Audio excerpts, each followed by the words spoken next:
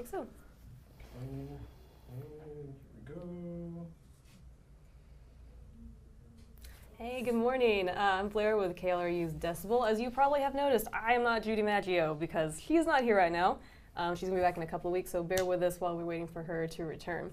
So this morning, we're kind of continuing our stuff where we are talking about artists and affordability in Austin. It's no big secret that Austin's becoming really unaffordable.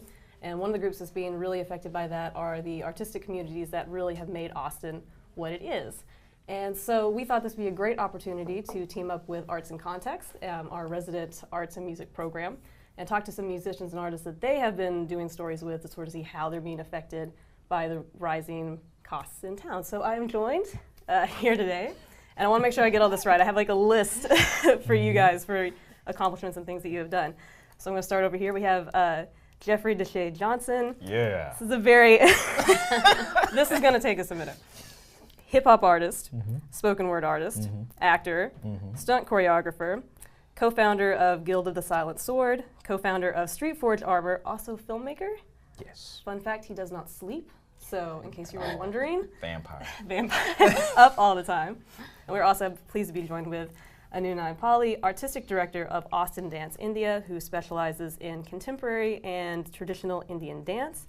Also a social practitioner, I think I have that right. And you can find episodes where both these guys are featured in Arts in Context on klru.org if you want to see more of their work, which is fantastic. But let's dive in. So affordability in Austin, how have you guys been affected by that? Well, let me just say one thing before we actually even go into that. I feel like as artists, we're all, very resourceful and creative people, and so when there is a need, like, okay, this isn't available because it's out of reach, then we automatically are resourceful and creative, and we find other ways of dealing with that. And so we find alternative spaces. We become creative in our choreography or the pieces that we're doing and adapt it to maybe a different venue, a different space. And so in some sense, because of our resourcefulness and creativity, the needs are not seen and amplified because we're constantly adapting to the lack of space and affordability and the problem of affordability.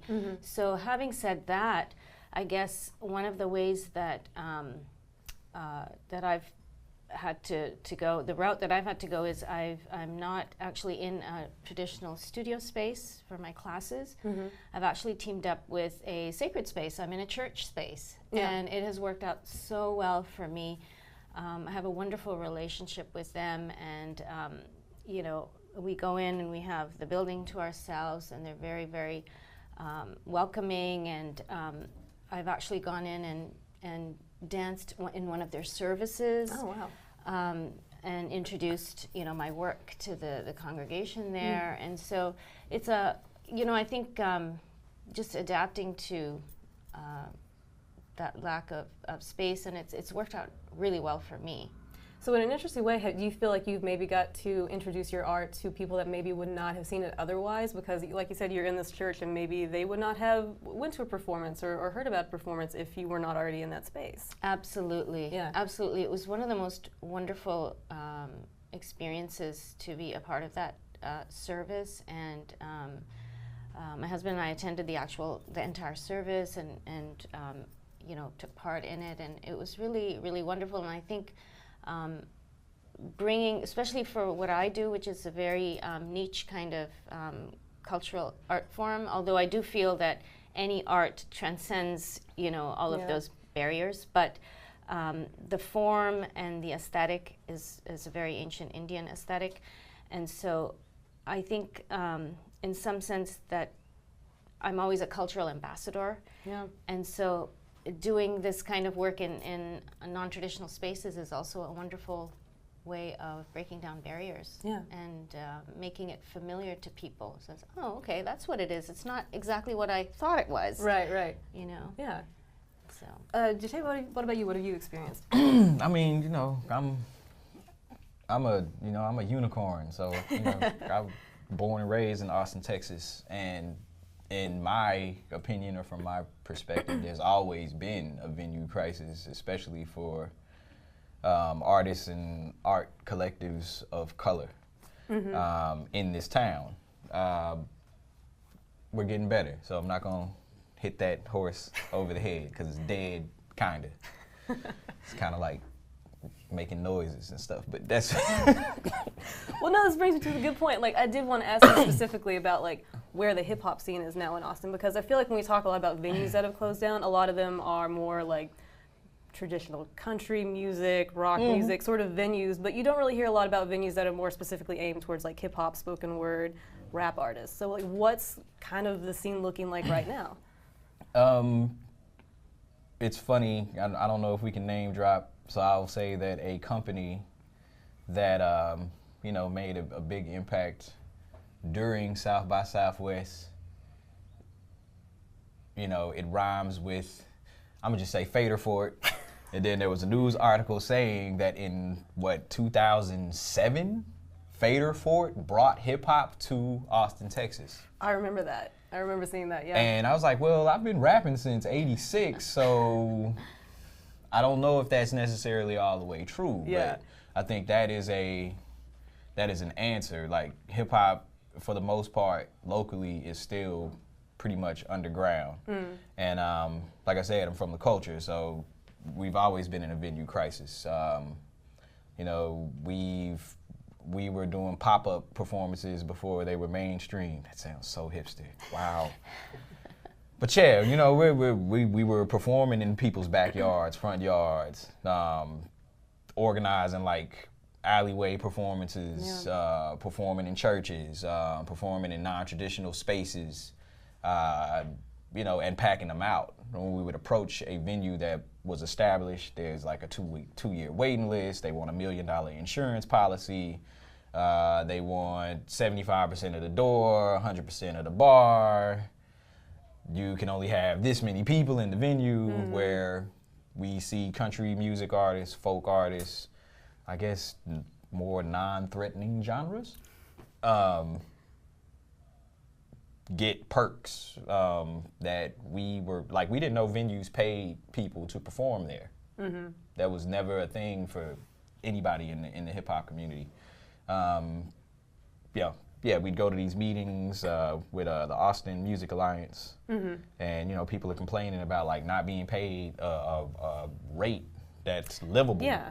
And we're sitting there like, you actually get paid to perform? Yeah. Like, you don't have to like put flyers, you don't have to pay for your promotion, and you actually, like, they pay you. They say, hey, come in and pay us, and pay you. We don't have that experience. So we've always found a way to make sure that our art got to the people that it needed to get to. And it's a double-edged sword, like Anu was saying. It's like, you become resourceful to a fault, because the people with the resources don't know that you need those resources necessarily. And so they aren't actively pursuing you to make you aware that these resources are available. Right. So that brings me, and I wanted to actually kind of go back to that a little bit, because I think that's interesting what you said, that you kind of have to adapt by default, and because you're a creative person, it's, you know, you figure out interesting and different ways to do that. But do you kind of feel like a lot of the problems that people are talking about now, you guys are sort of saying the stuff like, no, we've been doing this for a while, it's just now it's gotten to a point where all the creative communities in Austin are here too. Yeah. Yeah, that's absolutely. Yeah, even for me, for performance spaces, like my classes, of course, but performance spaces, I was doing a lot of things at the Long Center. And these days it's so difficult to get a spot there. It's hard to be heard over the noise, is what I'm finding. So getting a date in a venue, you know, with the resources that are in that venue, like the lighting, the sound system, and all the technical aspects that you need for, you know, a production that I'd like to do. Yeah. It costs a lot of money, and I'm an individual artist, and so I don't have a crew, I don't have a team, I don't have a marketing department or, you know, anything like that. Yeah. And so it all adds up. Starts adding up when you do all that.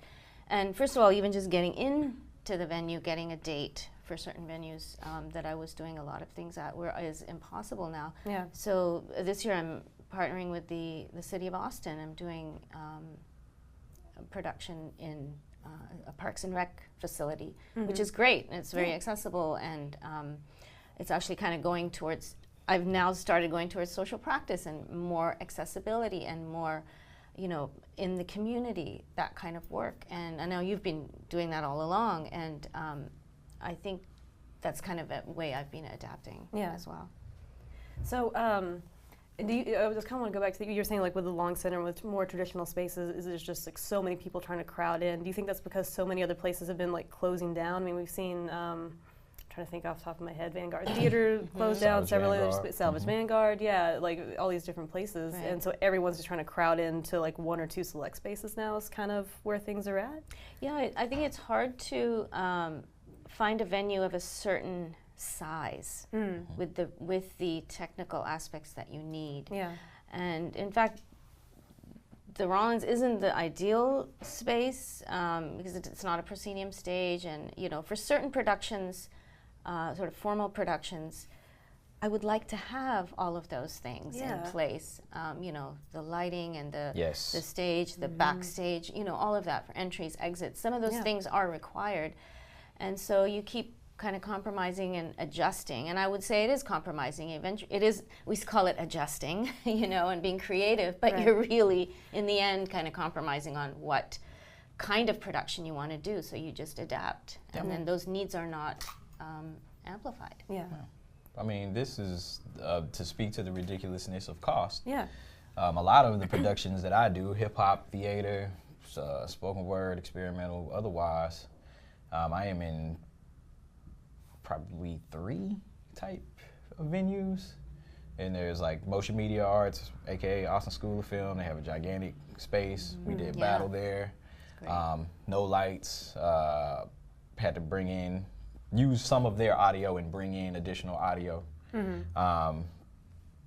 But that's not so ridiculous in comparison to me walking up to the Alamo Draft House and saying, hey, I'd like to book this theater for 3 hours. This 100-seat theater for 3 hours. Can you work with me on a rate? No, we're not going to show a film. We're just going to do a performance in here. Or going to like any of the other chain theaters and just booking out the screen without showing a movie so we can have a roof, but then we have to bring in audio. There's no lighting. So it's really like people are like literally sitting in there, seeing the performance, clapping, and then leaving. And that's where we are. With venues, because everything's oversaturated. Everybody's feeling the pinch. Well, I kind of wanted to shift gears for a second because I want to talk about Guild of the Silent Sword. And real quick, just kind of tell everybody what Guild of the Silent Sword is, just like a quick rundown of what you guys do. Guild of the Silent Sword is a Pan-African martial arts collective. And we have a international branch called HAMA, that's historical African martial arts. We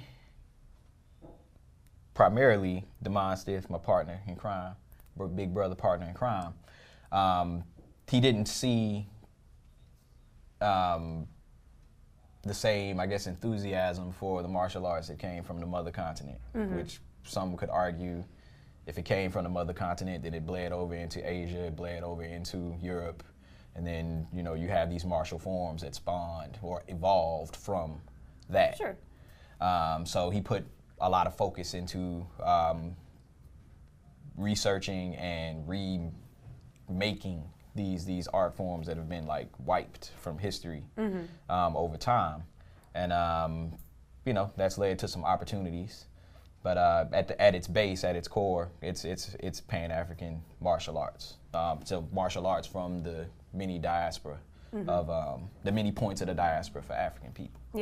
So, and correct me if I'm wrong, but I think like you guys teach classes, but they're primarily like in park spaces and outside, and sort of like just showing people these different aspects of these different forms of martial arts. There was a point in time where when we were still capoeira de rua, we were holding classes right downstairs in the gallery space outside of KLRU on Monday and Wednesday nights, and Anna His Gym on Tuesday and Thursday nights. And then like earlier, we would be in the parks, and that's still pretty much true to this day. We're, you know, primarily in Mueller Park either in the hangar or over by the playground that's next to the Thinkery. But yeah, just like space is not affordable. Yeah. Well, and that's what I wanted to ask. Was that sort of a thing where it was like, well, if we're outside and we're in a park and public space, then more people will maybe see it and want to know more about it, or was it also a thing of necessity where like a studio space to have a martial arts class is going to be really pricey? Both. Both, yeah. And it's both equally. Martial arts spaces are the same as dance spaces. So, you approach someone that already has an established space and you want to bring a class in there and they're like, okay, $300-400 a month. But if you have like 2 students paying you, that tuition, you're not really making any money. And then if that's what you're in the business to do, to just like hemorrhage money and teach 2 people, then it's perfect for you. Right. But if you're trying to, expand, and have money for, support means to continue to do your craft, then it's unfortunate that you have to be like, okay, do I want a roof or do I really want to maintain a reasonable overhead to operate? Yeah. So no roof, I can operate, or a roof and I can only teach 2 people. Yeah.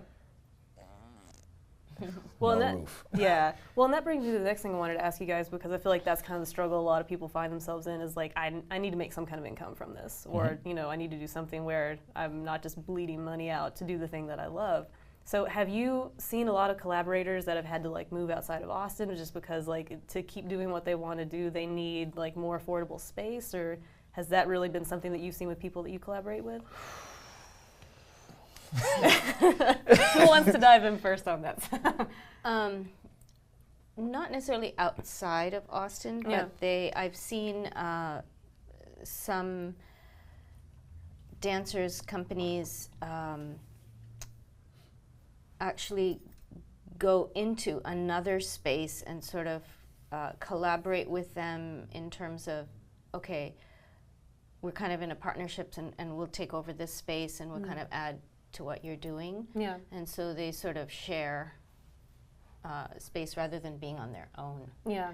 That kind of thing has happened because they already have established clientele here. They have their students, they have the infrastructure here. Yeah. So for them to move out is, almost next to impossible. They have to maintain here. Yeah. But, I know that there are a lot of musicians and so on who have actually had to move outside and maybe come in. I'm not sure.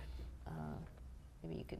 Yeah, musicians and people from the film community and smaller theater groups that formed over the course of the last decade have all but like dissipated and moved out. Sometimes out of state. I don't necessarily know that Austin, I think Austin being in the spotlight makes it seem like it's a unique situation, but like all over the state of Texas is like people are feeling that pinch. Yeah. Maybe that's because we shifted gears from being live music capital to, tech oasis. Yeah. But it's it's funny because the tech people are like, wow, we're coming here because this is a cool place to work and because there's like this big artistic culture. Yeah. And then Austin is like, yeah, move here. Let's get rid of the artistic culture. Well, that brings me to, I did want to ask you guys, do you think the city's doing enough to sort of preserve the artistic culture in town? We've been doing some interviews with different groups, and they've, a few different people have pointed out that the city, how did someone put it? Behind the 8 ball, I think is how they described it as. Like, there's been a lot of studies and there's been interest, like there's the Mayor's Omnibus, which was trying to like figure out what would be the best course of action, but it all seems like, to a lot of people, it seems like a lot of this stuff is too little too late. And I was wondering if you guys kind of feel like that's sort of where things are. I have sat on a lot of different focus groups and studies. There was a cultural asset mapping project that I was involved with and all of that. I'm not sure what's happening with the results of those studies, and I appreciate that there's some efforts being made, but again, I also, personally, I feel it's a little bit too late.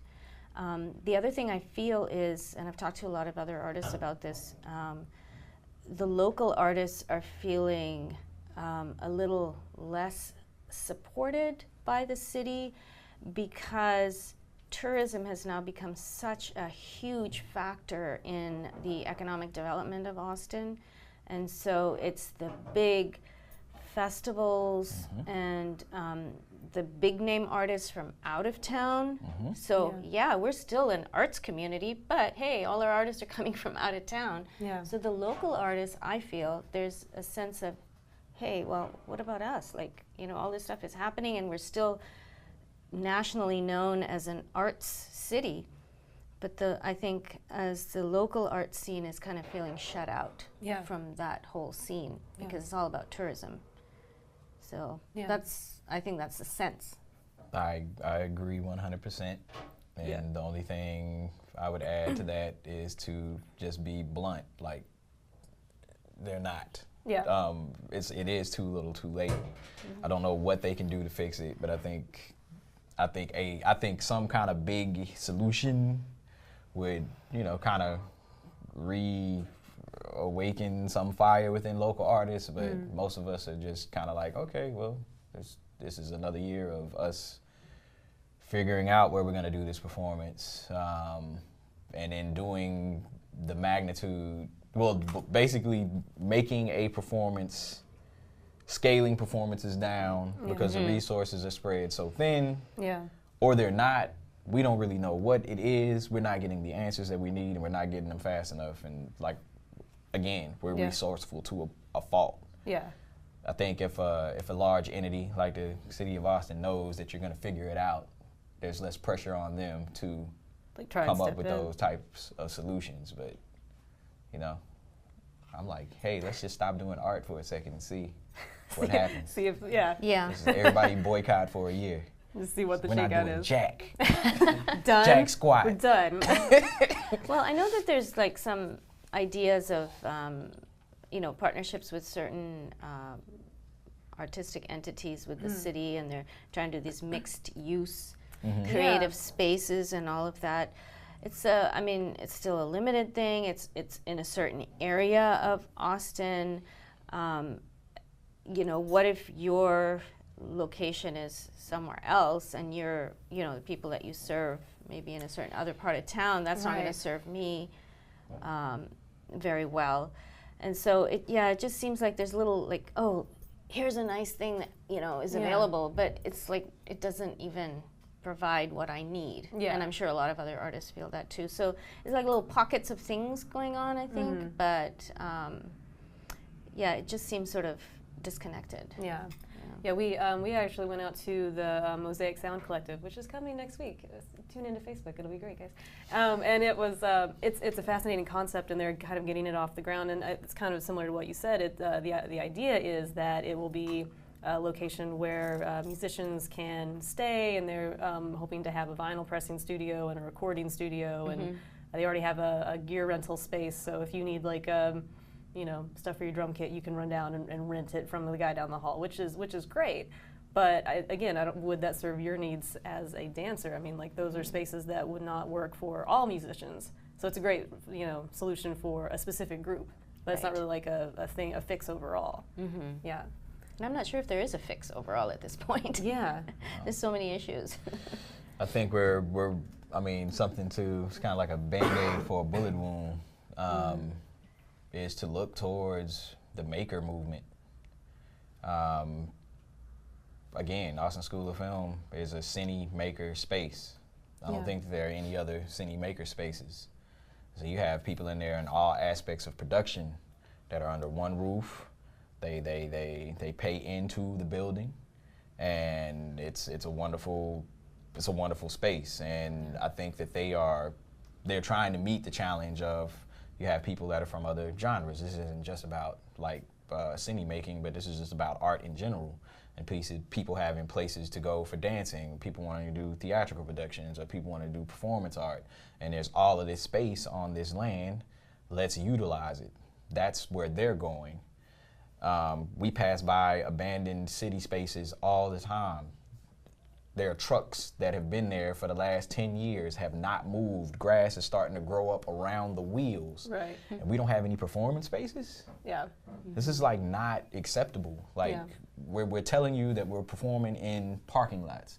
We're telling you we're performing in churches. We're telling you that we're performing at KLRU studios when everything's closed in the basement.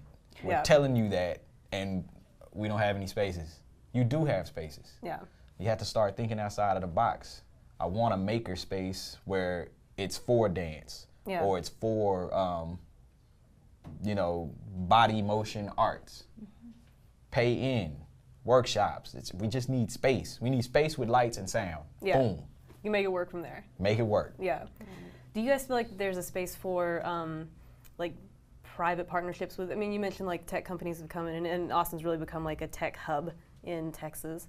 Do you think that there's a space where, like, here are some of these companies that, like, obviously have money? Yes. I mean, I'm sure that, like, Dell has some cash. Is there a space where, like, they could have a private partnership with a group? They could help open up a space, like you mentioned. So, stuff to say. There's another panel that I sat on. This was a group the city, again, initiated with the Asian American Chamber of Commerce, Austin Asian American Chamber of Commerce. And it sort of tried to partner creatives with business. And so that the whole study was to find out ways in which tech companies or other even small businesses could partner with artists. For example, like in Facebook, they had local artists come in and they had a mural put in, and every day, you know, the people who work there could actually watch the mural being done, and there was some way they could participate as well and things like that. So there's different ideas being done of how to use the tech spaces as creative making spaces, for sure. Nice. I did want to ask one thing. I feel like whenever we talk about gentrification in Austin and people getting priced out, we can't ignore the fact that it's disproportionately affecting communities of color. And so my question to you guys is that a similar thing? Is it disproportionately affecting artists of color as opposed to, you know, white artists in different places? Yes. Yeah. Yeah, just yes. Flat yes. I'm not gonna throw anybody under the bus. Sure. Not gonna do it. But when you're told that there is a pool of money for artists of color, but you don't know how to reach the artists of color, but you have to spend that money, and you have these white artists that do know how to navigate that system coming in and saying, hey, we'll go to these communities of color and present these art forms, but they don't communicate with the communities of color that are artists that are already working with that demographic that they're going to the money to get to serve that demographic. We see that all the time. It's a lot of backdoor type stuff going on. So our communities get bypassed. But I guess the goal still gets met. Technically, you have a room full of black and brown kids. I'm sure you can go back in arts and context footage and see it. You have a room full of black and brown kids. There'll be white artists talking to them about art. Almost every time.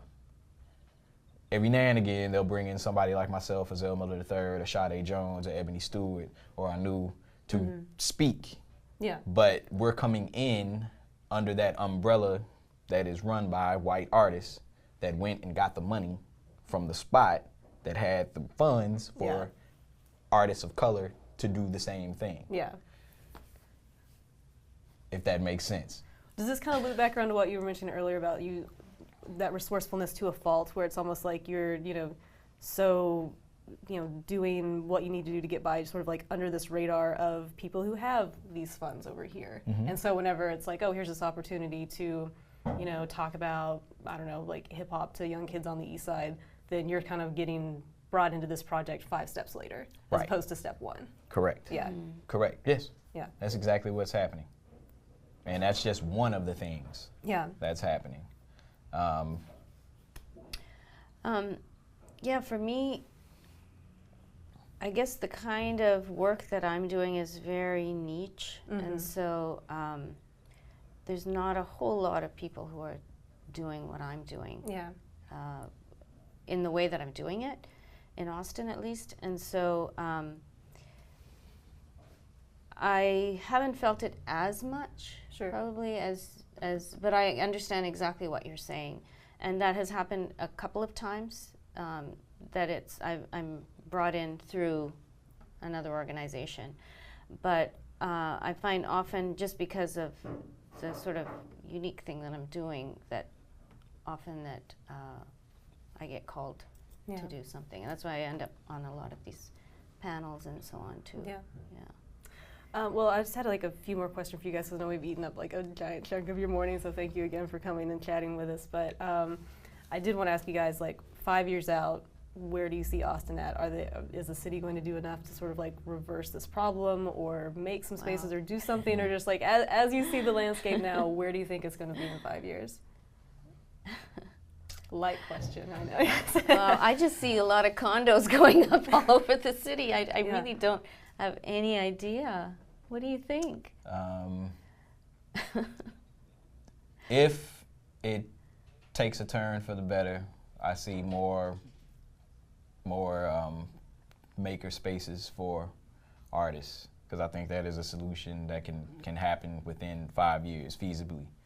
Several of those types of locations where it's affordable, the artists are communicating with each other about scheduling and paying into it. At this point currently where I'm at, I don't think we should be paying into anything that the city of Austin is. City of Austin needed to fix it. They need to fix it. We shouldn't have to pay into it. After a while, yes, but not immediately. So I see that in 5 years. Yeah. If that goes correctly. Right.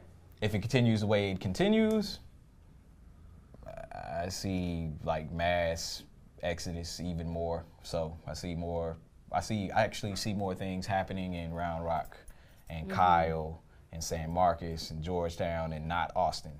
Yeah. Because you can't do it here. You can't do it here. It's not affordable. There's no place to do it, and people are getting tired of performing without the resources that they need to do a proper performance or see the fruition of their vision all the way through. Yeah. It's unfortunate. It's really unfortunate. Yeah, I think the term we kind of kept hearing when we were doing interviews for some of our other stories was creatively hollowed out. Was sort of like the description of how things were going to end up. Well, so since we're talking about supporting the arts and you know, being part of the artistic scene, before we wrap up, I know that you mentioned you have a show coming up, so we're going to do plugs really fast for stuff you can go and see, and go and check out their cool stuff that they're doing. So real fast, let's hear about your show that you have coming up. Yeah, next Saturday, April 7th, at the Asian American Resource Center on Cameron Road, doing a pilot project with their teen refugee girls who are at Reagan High School. They grew up in refugee camps in Thailand, originally from Myanmar, it's now called, but they call themselves Burmese. And so they're going to be telling their stories, and we've come up with movement and spoken word. That's amazing. amazing. Telling their stories. And I'm also working with some South Asian seniors who are, you know, both of these communities kind of marginalized. Their voices are never heard. And so they're also going to be telling their stories and dancing as well. And it's all with live music, with the wonderful music of Nagavali and Oliver Rajamani. Nice. That's awesome. And so I'll also be dancing, and then there's a reception at 3 with refreshments and a talk back after the performance. Nice. It's at 3 o'clock next Saturday, April 7th. Nice. I know you have like always a million things going on, but is there I anything in do. particular that you would like people to come and check out? Off the top of your head. Off the top of my head, if you'd like to come and support and learn more about stage combat from a Austin local perspective, stage combat or fight choreography for film and stage, we are at Motion Media Arts, aka Austin School of Film. These are tailored schedules, so we wait until we have at least 6 or 7 people, so people can partner up and learn the basis of stage combat and you know, combative movement for stage and film. So you can just contact me directly. Do I give my email or something? Or We can post it in the comments. That's right. Yeah. Post it in the comments. Always in the comments. Should never read the comments. Yeah, no. But unless you're getting contact information, and then it's okay, and then it's fine. Our contacts are usually pretty, like, everyone's pretty chill. It's mostly really nice. Okay. It's been good mostly. so far. Mostly. I mean, I'll take mostly. Mostly's good. Like, Mostly's darn good. I'm not going to say always because that's the internet and I'm not going to promise anything. But anyway. I think I just opened a portal for the trolls no, to I just know. spill out. It's going to get bad real fast. Also, please go to KLRU.org. You can see videos Arts in Context has done on both these guys and check out some of their work. It is really fantastic. I cannot recommend it enough. So Arts in Context on KLRU.org. Join us this afternoon. We're going to be talking to Interim Chief Brian Manley. If you guys have any questions for him, you can send it to us. Also in the comment section. And we will ask him your questions. So please feel free to send us anything that you would like to ask him about anything going on in Austin right now. So thank you guys very much. Have a great day, and we'll see you this afternoon. Bye.